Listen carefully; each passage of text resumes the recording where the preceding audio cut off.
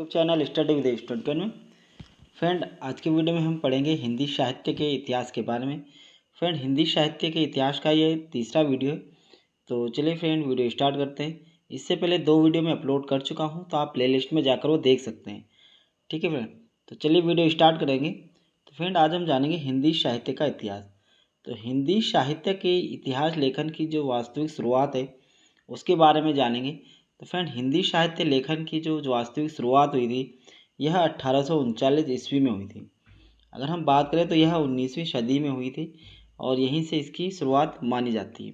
तो हिंदी साहित्य के लेखन की जो वास्तविक शुरुआत है 1839 ईस्वी से मानी जाती है। ठीक है फ्रेंड, और इसे हम 19वीं सदी भी कह सकते हैं।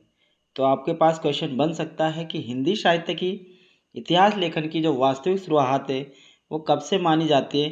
तो हिंदी साहित्य की इतिहास लेखन की जो वास्तविक शुरुआत है वो 1839 ईस्वी से मानी जाती है। अगला क्वेश्चन है, आगे पॉइंट है। तो फ्रेंड, हम बात करेंगे हिंदी साहित्य लेखन के बारे में।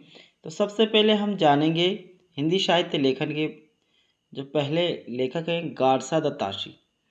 तो गारसा दत्त ताशी के बारे में जानेंगे। फ्रेंड, गारसा दत्त ताशी जो थे ये फ्रेंच विद्वान थे और इन्होंने सर्वप्रथम हिंदी साहित्य के इतिहास का लेखन किया था। इनके ग्रंथ की अगर हम बात करें तो इनका ग्रंथ का नाम है इस्तवार दला लिटरेतुर एंदुई हिंदुस्तानी। तो इस ग्रंथ का नाम है इस्तवार दला लिटरेतुर एंदुई हिंदुस्तानी। तो क्वेश्चन आ सकता है यहाँ से कि गारसा दत्त ताशी द्वारा जो हिंदी साहित्य का इतिहास लेखन का जो ग्रंथ है वो किस नाम से है। तो इस्तवार दलाल लिटरेतुर एंदुई हिंदुस्तानी नाम से। फ्रेंड, अगर हम बात करें इसमें इस्तवार का अर्थ होता है इतिहास से। वहीं अगर हम बात करें लिटरेतुर, तो लिटरेतुर का अर्थ है लिटरेचर इंग्लिश में, और हिंदी में इसे साहित्य कहा जाता है। आगे हम बात करें एंदुई की, तो एंदुई होती है हिंदुओं की हिंदी या हिंदवी, और हिंदुस्तानी होती है मुस्लिमों की भाषा उर्दू या हिंदुस्तानी। ठीक है फ्रेंड, गारसा दत्त ताशी द्वारा जो रचित ग्रंथ था इस्तवार दलाल लिटरेतुर एंदुई हिंदुस्तानी, इसके 2 संस्करण थे।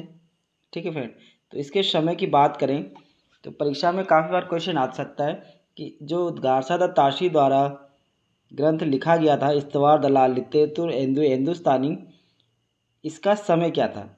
तो इसका समय आपको याद रखना है 1839 ईस्वी में। तो फ्रेंड, इसके 2 संस्करण थे। प्रथम संस्करण 1839 ईस्वी में और 1847 ईस्वी में 2 भागों में प्रकाशित हुआ, और इसका जो दूसरा संस्करण है ये 1870 ईस्वी में पहला भाग और 1871 ईस्वी में दूसरा भाग इसका प्रकाशित किया गया। तो आपको परीक्षा की दृष्टि से 1839 याद रखना है, क्योंकि परीक्षा में इसका जो समय यही पूछा जाता है। तो इस्तवार दलाल लिटरेतुर एंदुई हिंदुस्तानी जो गारसा दत्त ताशी द्वारा रचित ग्रंथ था हिंदी साहित्य का, यह था 1839 ईस्वी में। ठीक है फ्रेंड, आगे हम बात करते हैं भाषा की। तो इस ग्रंथ की जो भाषा थी यह भाषा थी फ्रेंच भाषा। ठीक है फ्रेंड, तो हिंदी साहित्य का जो ग्रंथ था इस्तवार दलाल लिटरेतुर एंदुई हिंदुस्तानी, इसकी जो भाषा थी वो क्या थी, फ्रेंच भाषा थी। ऑफिशियल जब गारसा दत्त ताशी कौन से विद्वान थे, फ्रेंच भाषा के विद्वान थे। तो उन्होंने किस भाषा में इस ग्रंथ की रचना की, तो फ्रेंच भाषा में ही उन्होंने इसकी रचना की। इस ग्रंथ की जो पद्धति की अगर हम बात करते हैं तो इस ग्रंथ की जो पद्धति है वो है वर्णानुक्रमी। वर्णों के आधार पर उन्होंने इस ग्रंथ में जो कवियों का विवरण दिया है वो उनके नाम के वर्णों के अनुसार इसमें दिया है। तो इसमें कौन सी पद्धति का प्रयोग किया गया है, वर्णानुक्रमी पद्धति का प्रयोग किया गया है। तो क्वेश्चन बन सकता है कि वर्णानुक्रमी पद्धति का प्रयोग किसने किया, तो गारसा दत्त ताशी ने वो इस्तवार दलाल लिटरेतुर एंदुई हिंदुस्तानी में किया है। ठीक है फ्रेंड, और क्वेश्चन बन सकता है कि इस्तवार दलाल लिटरेतुर एंदुई हिंदुस्तानी किस भाषा में लिखा गया ग्रंथ है, तो यह फ्रेंच भाषा में लिखा गया ग्रंथ है। आगे देखते हैं फ्रेंड, इसमें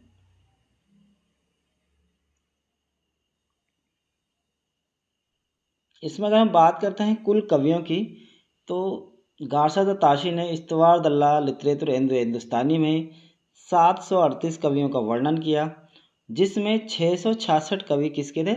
उर्दू भाषा के थे। और हिंदी के कितने थे? 72 कवि हिंदी भाषा के उन्होंने इसमें शामिल किए। और हिंदी भाषा में पहले कवि उन्होंने किसको माना? तो हिंदी भाषा में गारसा द ताशी ने पहला कवि किसे माना? अंगद को। और हिंदी भाषा का अंतिम कवि उन्होंने माना हेमंत पंत को। ठीक है फ्रेंड, आगे इसमें देखेंगे हिंदी अनुवाद। जो ये ग्रंथ था इस्तवार दल्ला literature Hindustani Garcin de Tassy द्वारा रचित, इसका हिंदी अनुवाद किया था लक्ष्मी सागर वार्ष्णेय ने। तो इसका हिंदी अनुवाद किसने किया था? लक्ष्मी सागर वार्ष्णेय ने। और यह प्रयाग विश्वविद्यालय के क्या थे? प्रोफेसर थे। अगर हम समय की बात करें तो इसका समय था 1952 से 53। और इन्होंने किस नाम से ग्रंथ लिखा? तो एंदुई साहित्य का इतिहास के नाम से इन्होंने क्या करा? इस ग्रंथ का अनुवाद किया हिंदी भाषा में। और इन्होंने इसमें कुल कितने कवियों का वर्णन किया? तो इसमें इन्होंने 358 कवियों का वर्णन किया, जिसमें 220 कवि किसके थे? हिंदी के कवि थे। ठीक है फ्रेंड, तो गारसा द ताशी द्वारा ग्रंथ इस्तवार दल्ला लिटरेचर हिंदुस्तानी का हिंदी अनुवाद किसने किया? लक्ष्मी सागर वार्ष्णेय ने किया। और यह प्रयाग विश्वविद्यालय के क्या थे? प्रोफेसर थे। और समय की बात करें तो 1952 से 1953 ये समय था इस ग्रंथ को लिखने का। और इन्होंने इस ग्रंथ की जो रचना की वो किस नाम से की? तो एंदुई साहित्य के इतिहास के नाम से इन्होंने इसकी रचना की। और इसमें इन्होंने कुल 358 कवियों का वर्णन किया, जिसमें कि 220 कवि किसके थे? हिंदी के कवि थे। ठीक है फ्रेंड, आगे इसमें देखते हैं इस ग्रंथ का इस्तवार दल्ला लिटरेचर हिंदुस्तानी का उर्दू भाषा में अनुवाद हुआ। तो फ्रेंड, उर्दू भाषा में जब इसका अनुवाद हुआ तो ये किसने किया था? तो ये करीमुद्दीन ने किया था। और ये करीमुद्दीन कहाँ के थे? दिल्ली के मौलवी थे। ठीक है फ्रेंड, और इसका जो ग्रंथ है इसका नाम है तबकात शुश्वारा, या इसको हम तबकानु शुश्वासा कह सकते हैं। ठीक है फ्रेंड, तो इसमें इन्होंने कुल कितने कवियों का वर्णन किया? 1004 कवियों का इन्होंने वर्णन किया है करीमुद्दीन ने। और हिंदी के इसमें इन्होंने 60 से 62 कवि बताए। ठीक है फ्रेंड, तो ये था गारसा द ताशी का ग्रंथ इस्तवार दल्ला लिटरेचर। ठीक है फ्रेंड, जिसके 2 संस्करण थे। और इसकी अगर हम भाषा की बात करें तो भाषा कौन सी थी? फ्रेंच भाषा थी। और 2 संस्करण में इसका प्रकाशन हुआ था।